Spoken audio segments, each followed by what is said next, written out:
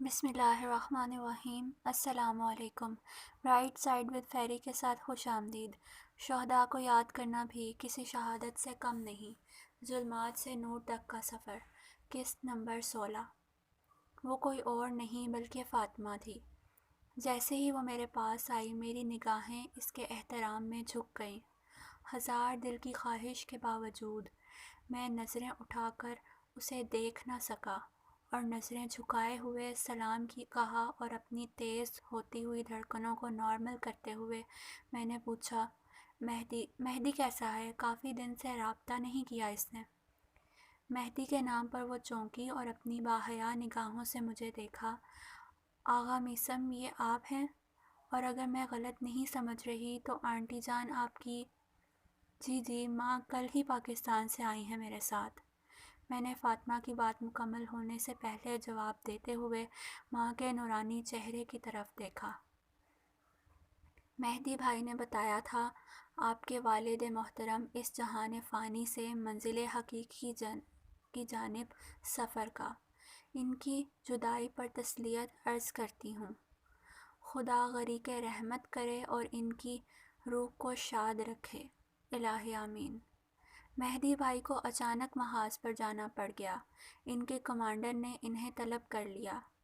بہت جلدی میں گئے ہیں اس لیے بتانا بھول گئے ہوں گے۔ ماں آپ کو بہت یاد کرتی ہیں، آنٹی جان آپ بھی ضرور آئیے گا۔ ماں کے ہاتھوں کو محبت سے تھامتے ہوئے کہا اس نے۔ جی ضرور، میں نے نظریں جھکائے ہی جواب دیا۔ اب میں چلتی ہوں، ماں کی طبیعت کچھ ٹھیک نہیں، گھر میں اکیلی پریشان ہو رہی ہوں گی۔ وہ اپنی چادر کا پلو آگے کی طرف کھینچتے ہوئے چلی گئی۔ یہ پہلی بار تھا کہ فاطمہ سے ایسے بات ہو رہی تھی۔ دل کی حالت بہت عجیب تھی۔ تم جانتے ہو اسے؟ فاطمہ کے جاتے ہی ماں نے سوال کیا۔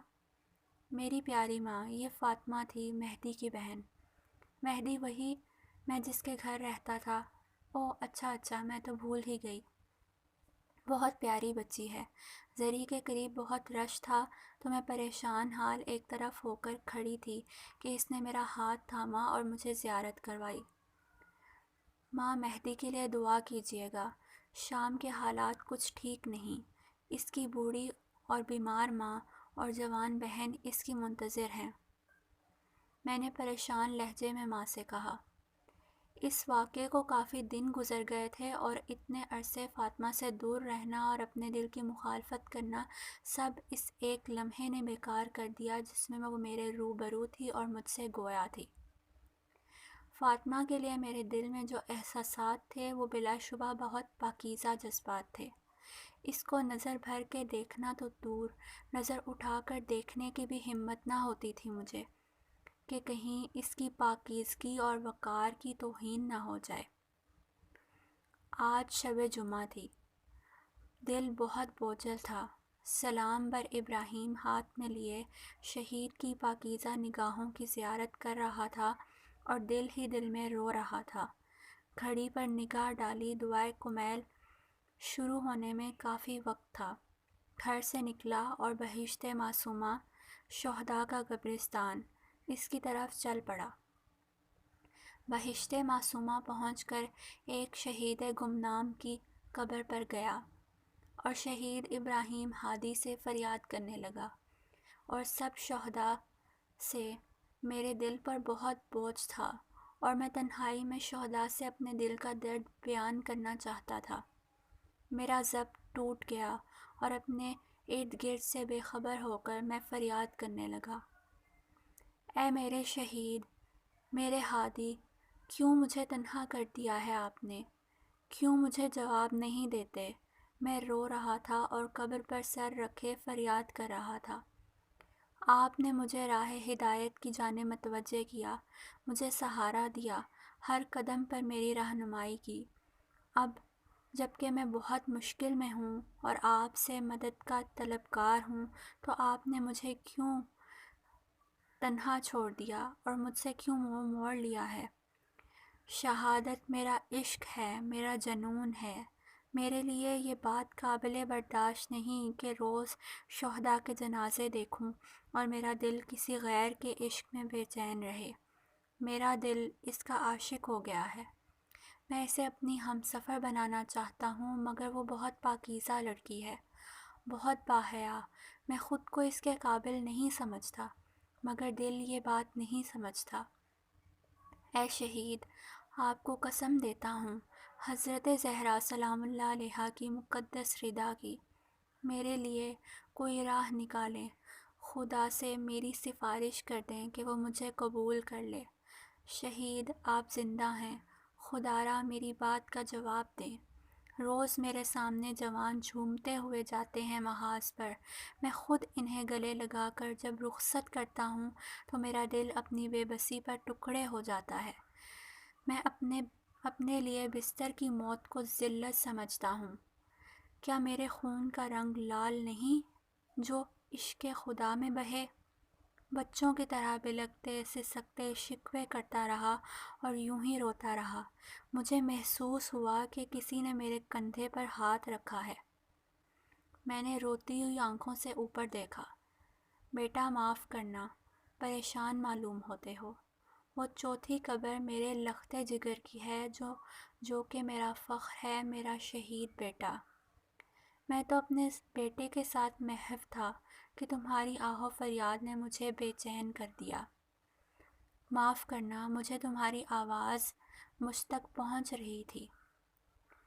تم میرے بیٹے کی طرح ہو۔ وہ بزرگ میرے قریب بیٹھے اور بہت شفقت کی نظروں سے مجھے دیکھتے ہوئے بولے، میں زیادہ تو نہیں جانتا، مگر شہادت کا درس اپنے بیٹے کی زندگی سے جو سیکھا ہے وہ یہ ہے کہ عشق کی آخری حد کا نام شہادت ہے۔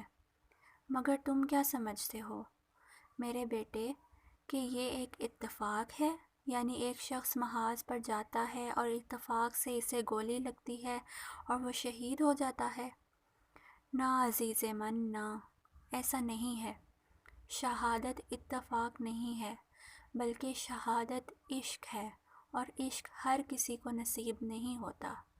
جب تم مکمل طور پر خود کو خدا کے لیے خالص کر لو، تمہارا پورا وجود خدائی ہو جائے اور رضائے خدا اور اس کی لیاقت میں تمہارا پورا وجود یک زبان ہو کر خدا کو پکارے اور شہادت طلب کرے کہ جب ہر وابستگی اور قلبی تعلق ختم ہو جائے، اگر کوئی طلب یا وابستگی ہو تو وہ لقائے خدا ہو، تو پھر شہادت تم جیسے جوانوں کی خود منتظر بن جاتی ہے۔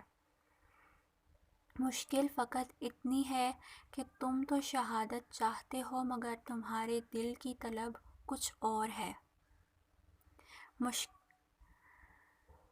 خدا نے ازدواج کا رشتہ تکمیل ذات اور تکمیل انسانیت کے لیے بنایا ہے۔ کیوں خود پر ظلم کر رہے ہو؟ پرواز چاہتے ہو؟ بہت خوب۔ کامل پرواز کے لیے 2 پروں کا ہونا ضروری ہے۔ جاؤ اور اس عشق میں پرواز کے لیے بہترین پر کا انتخاب کرو جو تمہیں آسمانی اور ربانی کر دے۔